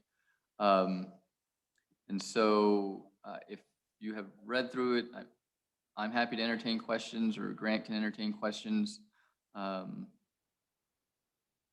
The only, oh yeah, I think we inserted all the information we had in there. Grant, were you able to talk to anyone from WW Clyde about the insurance or the lease agreement? So I forwarded it to the gentleman I spoke with. I can't come up with his name. I'll come up with it later. Anyways, Cody, I forwarded it to Cody, and he said he'd run it up the chain and get back with us. I have been out of town this week, but he told me before that they were planning on parking that piece of equipment in there this last Tuesday. I haven't been there to look and see if it's there, but they were just trying to move it on site, and then they would worry about getting power and stuff hooked up to it later. I did tell him that there would be a signed copy in the city hall that he could come sign and get a copy of, as well as the electronic copy I sent him. And he said he'd run it up the chain, and I haven't heard back. What's the land going to be used for? A mobile asphalt lab is what it is. Mobile asphalt lab. So Yeah. So that's what they're going to make for the resurfacing between here and Panaca? I think just to test their asphalts. Yeah, it's just gonna be a little laboratory, a trailer sit there so they can test the stuff. Okay. And it's only looks like a month, Yeah, right? it's a month-to-month contract. At this point, it says May 4th to June 3rd at this point. And if we need to re-up the contract or the lease, then we can do that as well. And so I guess the question on this agenda item is just to ratify the decision that the four of us had made last Thursday instead of coming up with any new ones, or if not, then you guys can come up with new terms and we can send that back out to WW Clyde. What's the monthly amount? $500. It's just 1 acre. I make a motion that we approve the ratification of the land and ground lease agreement for Antelope Canyon between the city of Caliente and WW Clyde. I'll second the motion. Okay, we have a motion and a second to lease this land to WW Clyde up Antelope Canyon. All those in favor? Aye. Aye. Motion carries. Item 5, update concerning ongoing grants administration, CDBG Depot Grant. City Clerk. So we're still waiting for the exact terms for this big amount that we're receiving for the COVID. So that's kind of just on the stall. We're just, kind of putting ideas together, making a kind of wish list type thing. Not too much is going on with the depot grant, but Linda did reach out to Carmen and to do the bi-monthly reports. And she actually wants to come out to check out the arcade. So she will be here in person for the June 3rd meeting. Instead of just on Zoom. And then we will continue the bi-monthly reports after that, but just starting at kickoff, she'll be here in person. And then other than that, Linda has really been trying to work with us to get this, what is it? It's the ED, Economic Development Administration. There's a lot of grant opportunities in there. And so she's really been trying to get us an in there. And she found out that actually the Lincoln County Authority or Development Authority is actually set up to do this. So she started with Carlene Herring to, different grant possibilities and stuff like that. So that's just kind of where we're at with the grants. Linda's just been doing a bunch of researches, looking at different opportunities and stuff like that the city can be open to. So that's all I have for grants, but I can just, roll right into my clerk's report if you want. Yep, go ahead. Which for the last 2 weeks, it's been pretty quiet. Charlie's just been doing the regular. She had bills all last week, so that's kind of pretty much took up most of her time. We're still on hold with the Lincoln County Telephone Company. I don't think they like us, so one day we'll get our phones. I don't know when. Lincoln County Telephone Company. We put in an order for new phones quite some time ago, and they promised us that they would been here over a month ago, and then they said they had a new government contract, so they put us on hold, and we'll see. Hopefully one day we'll get new phones. But building and grounds, Rick has just been doing his regular. He's been kicking off for the springtime, getting the lawns mowed, getting the parks cleaned up. He spent a lot of time over with the plumbers. We had a couple of our touchless fixtures malfunctioning, like one toilet in the men's bathroom flushed the girls' toilet over there. And so anyways, we got the plumbers down here. They're ordering us new parts. It was all under warranty, so it's not costing us anything to get those fixed. We also did have a community service member that was working for us this week, and she turned out to be a harder worker than a lot of the guys, so that was positive. Linda, like I told you, she's been working on different grant opportunities. She's also been helping me research the law enforcement budgets and stuff like that. That's pretty much what Linda's been doing. Our audit was approved by the Department of Taxation. The letter of correction action plan has been sent out. I haven't received it yet, but she did call me and let me know that it was in the mail and that we were approved. Our tentative budget was approved. We had one little clerical error that I had to get over to Dan's office. He fixed that right away, sent it back. Stacy has promised me one day next week to come up here and to fix our corrections, because after our corrections are done, our bank rec is up to date and we can start the financial reportings to come out.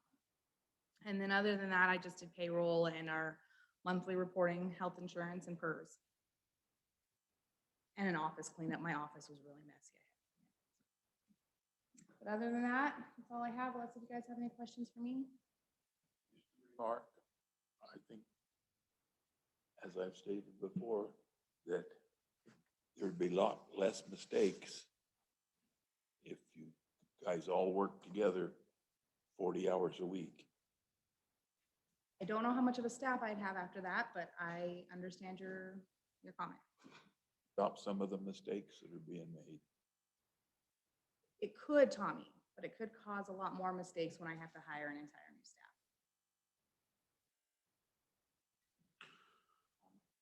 Okay. Possibilities are endless. Might get somebody that's efficient then. Possibilities are endless, Tommy. Appointed contracted personnel reporting. City clerk's report, we got that. Public Works Manager, do you have anything for us, Grant? Grant? Are you still there? Yeah, I apologize. I started talking and I hadn't unmuted myself. Now, Grant, thank you for getting the spray on them parks. You're welcome. That was gonna be part of my report. Tommy's beating me to everything I had in my report, the surveying stuff, the spraying the weeds, all of it. That's okay though. So as you can see there, we've got a new water connection at 11 Love Lane that we put in this week. I'd said we'd done that once already, but we actually, when we did that, it was on the corner of 9 Love Lane, and he was saying that he was going to join those two pieces of property, and he's changed his mind. And now has a connection on each piece of property. So he's got water and sewer to both 9 Love Lane and 11 Love Lane. And a long time ago on 11 Love Lane, he did put power in as well. In the water department, we've read meters this last week. And in the power department, we read meters. In the parks, we still have one park employee. We have one that has agreed to start Monday. I'm hoping that comes through because the other 2 people that were in that list of eligible employees did not come through for us. So hopefully we get him, and we'll have 2 full-time park employees that are temporary or seasonal. And we need him because Corey's getting worked to death. He's doing a really good job for us and working hard, but he just can't keep up with everything that needs to be done by himself. And with that said, Chris and Logan and Justin have been out helping him adjust sprinklers and do things in the park as well as at the cemeteries also. Down in my other department there, you can see that I've been in contact with Tim Wolf, and we're trying to get that industrial park issue taken care of. And while I was on the phone with Tim Wolf, I talked to him about easements, and he says when he's here doing the surveying, that would be a good time to get together with the easements for several places that we need to take care of.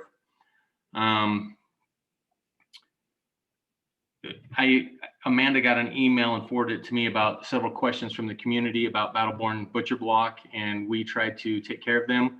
I thought the people that we were working with were pleased with the answers they got. I can see that not everybody's happy with it.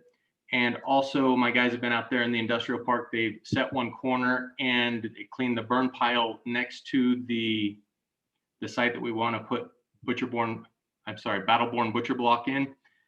And they also, where they've been dumping concrete and asphalt and stuff, they pushed that off. So we know where our edge is going to be on, we'll call it the uphill side in the canyon there, where that edge is going to be and where we can put the property line and give him some room between that current edge and where he will have his property line start. Cause he says at some point he will probably want to put a block wall or at least decorative fencing around it.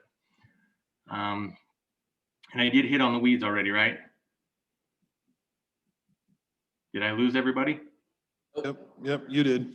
Okay. All right. And that is my report. Does anybody have any questions for me?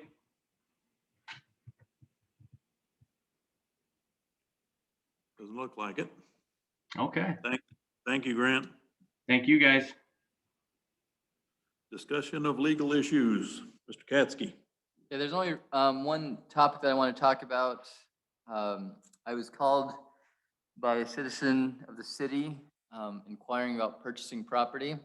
I think I'm going to ask Amanda for the next city council meeting on the 20th to put an agenda item on there regarding moving forward about appraising certain city properties, so that at least that way we can go forward or move forward with selling property if we want to. Because I know the property in question I'm talking about is the old theater, I guess.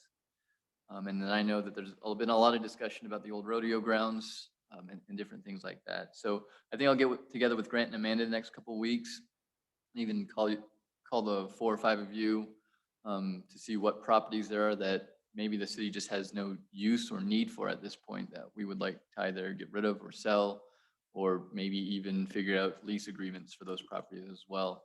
And so I'll ask, like I said, I'll talk to Amanda and Grant and get that on the May 20th agenda for you guys to discuss.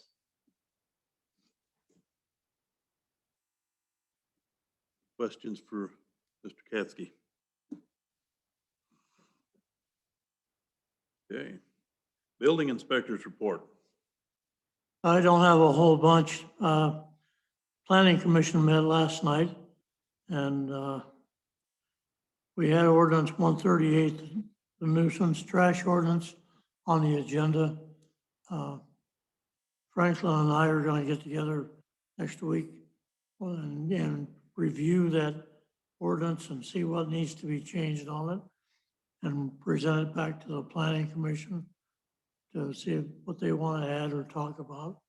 And that should be on your agenda, probably not the next meeting, but the meeting after that, for the suggestions that the planning commission has. The marijuana, greenhouses are on fire again, literally. They want to get moving on those. They want me to issue a permit for the footings and the underground work as soon as they get me some drawings. They would like to have that up and running and finished before the end of the year. It consists of 15 more greenhouse bays and 4 dry house buildings. It's going to be a substantial amount of work up there. The apartments, we're still fussing with FEMA on the floodplain, so well, I just got an email today from both the surveyor and the owner. They think they've got a handle on it, but well, I'll see it when I believe it. And that's about all I've got. Some questions? Any questions? Okay. Discussion of issues related to public safety. Sheriff's Office.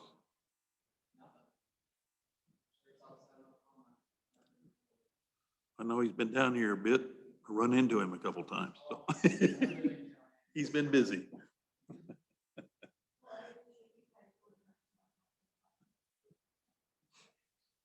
With the races in town, did you guys have any issues at all? Everything went smooth? For the most part, obviously, you're gonna have some. Good. Any questions? Okay, thank you. Discussion of council member responsibilities, parks and beautification, Mr. Fitzsimons. Okay, well, most of you probably know we had our Tacos and Rita's event last Saturday. You know, pretty good turnout. We learned some. Sorry, this is thinking I'm talking to. We learned a couple things. There was a little bit of miscommunication with one of the vendors and one of the food items, and we were sorry that might inconvenience some people. I'm proud to report that we were grateful for the city for letting us have it there. Some of Grant's crew and whatnot to kind of help move those tables and prepare a couple days before. Anna Perkins kind of drove that, and Jamie Wood, our president, that both worked really hard as well as most of the other committee members. Like I said, we had a great turnout. We felt like it was, something that everyone just needed as far as, being locked down in COVID, and it was great to see everyone out, and we appreciate the support.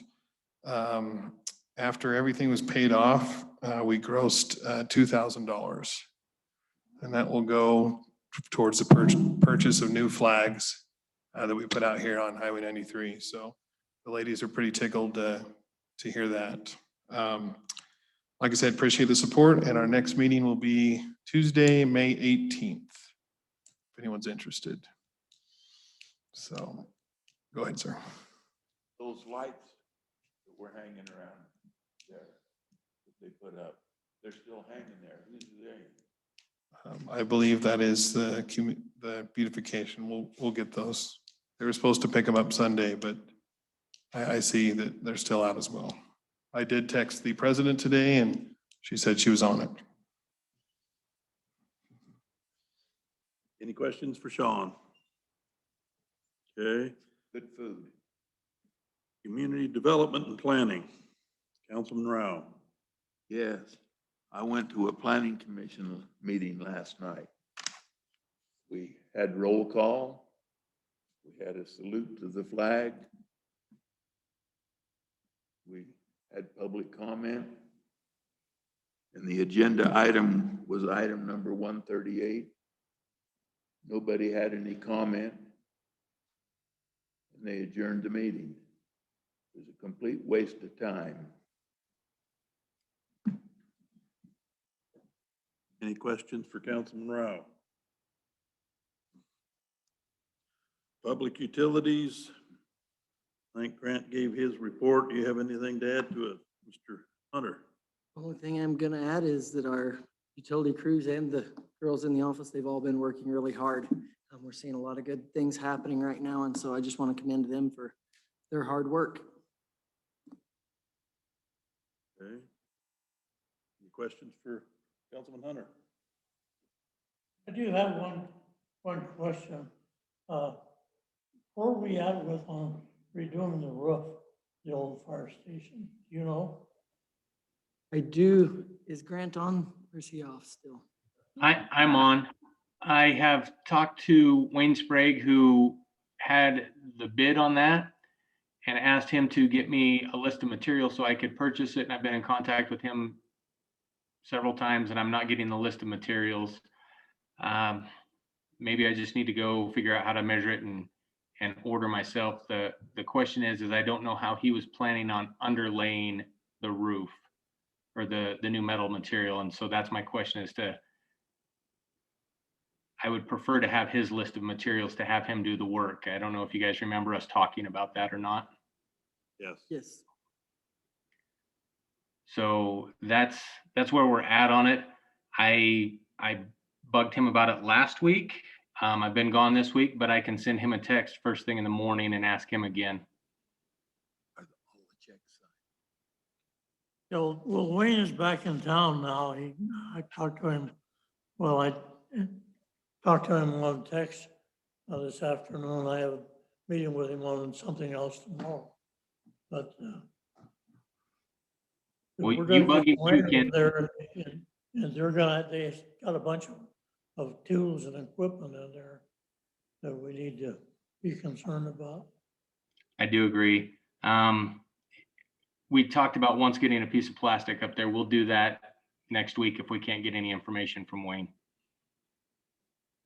Okay, if you need any help with that, Grant, just holler at me. Okay.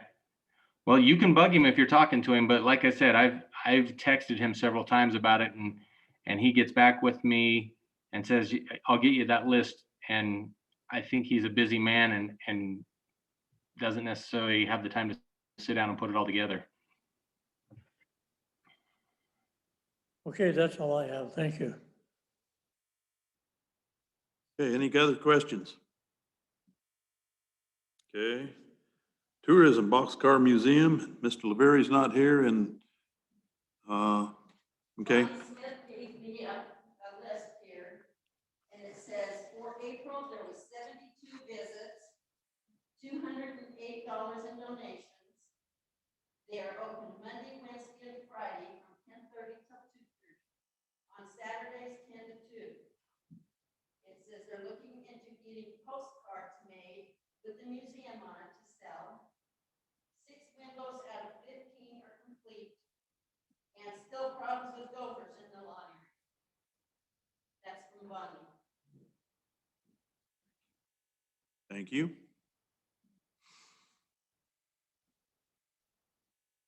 Guess we don't have any questions for Jaylen. She's just reading the list, so. All right. I don't have too much to report. I know we got a young gal working, doing some community service here that's been working, and been really impressed. She's kind of worked circles around any of the young kids I've seen working in the last little while. So kudos to her. Also, I think maybe we bring this up about barbecue. Oh, yeah, I talked to Grant about it and I talked to Robin. So yeah, we can. Okay, I think Bert's finally gotten out of here. Got his retirement things situated pretty close. Anyway, I'd like to, we talked about having a city barbecue. I'd like to put this barbecue on and in his honor on his retirement. And anyway, we don't have a date, I don't think, set for that yet. Nope, I talked to Grant and we're gonna sit down next week when he gets back and we're gonna find a good date with the guys. We're thinking of Friday, around 5 o'clock. Yep. Do a barbecue at Rose Park, invite Bert's family, all of our families, the council's families, the employees' families, and just have a nice barbecue in his honor. We do have that plaque that we want to present. So Sounds like a good idea. once we get that date hashed out, we'll let you guys know. But I think it's a wonderful idea. And Robin did too. Okay, I don't have anything else. Anybody have any questions for me? Okay, if not, let's go to public comment related to any matters concerning the city. In consideration of others who may also wish to provide public comment, please limit your comments to 3 minutes. Any public comment?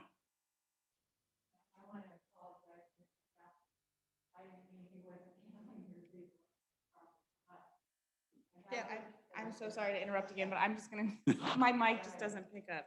I'm sorry, sir. No offense taken. I did work as a consultant in remediation industries for 5 years, and I can tell you that $1.5 million doesn't even start what goes on if this city gets stuck with any environmental impacts from this. I can't understand anything you say, ma'am. That, I'm sorry, I have to keep my mask on. I've got 2 family members going through chemo. So, okay, but what I'm here to tell you is, all right, you guys need to understand your liabilities here. Do we have any other public comment? If not, I adjourn this meeting. No, Whoop. we gotta schedule a date for, May 20th. well, hold on. We gotta schedule a date for the next meeting. And May 20th is scheduled to be our final budget meeting, so I would like to put a meeting together next week. If you guys want to do a Wednesday, I have to put the agenda out tomorrow, or I can do Thursday or Friday. Any preference? What about next week. Or we can do it May we can do 27th? it like the beginning of the following week, like the 17th, 18th. what's wrong with the 27th? Well, the 20th is our final budget. Right, then we can have a normal, like a regular meeting on the 27th.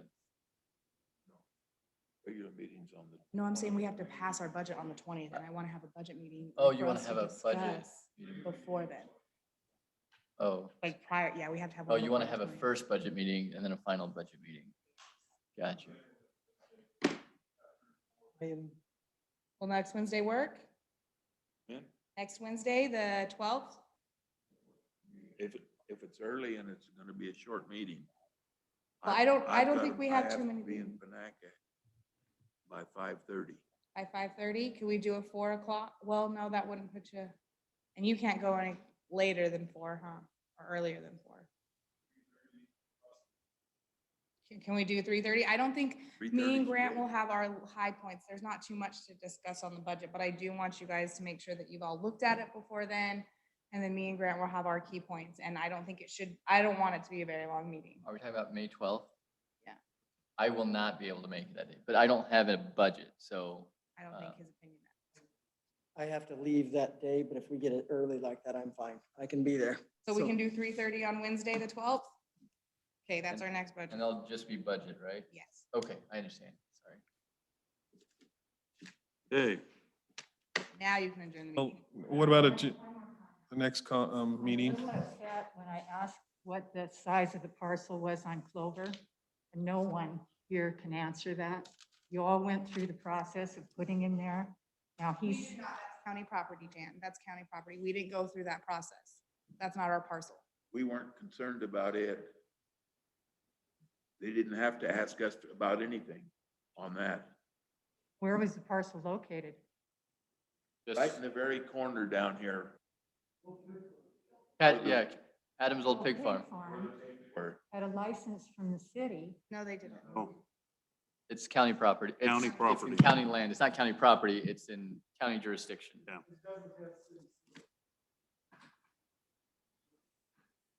And his pig farm was licensed through the county, not through us.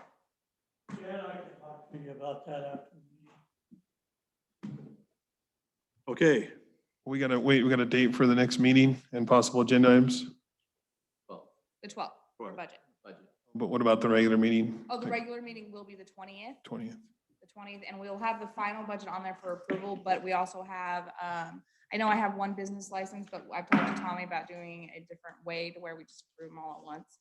But so far, that's all I have is just the budget and. And the other item that didn't get put on this agenda, we want to put on is for the debt reduction fund from the marijuana Oh, money. yes. We need to put it on for the next one so that we can spend that monthly or decide how we're going to disperse that money. Do you want me to have that monthly on the agenda? The debt That, or just to say that we just make an agreement I say do it quarterly. quarterly? yeah. Is that okay quarterly or with you? something there, just whatever it is, just come up with some terms of how we're going to disperse that money. Okay, so I can put it on the next agenda for us to disperse it, and then after that, I'll just do quarterly. Does that sound good?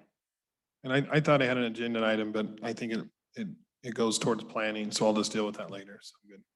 And if it does have council, just let me know and I'll get it on there. What time will our meeting be on the 12th? 3:30. 3:30. Okay, got it. Hey, if there's nothing else, I now adjourn this meeting. Thank you all. Have a good night. Thanks, bye.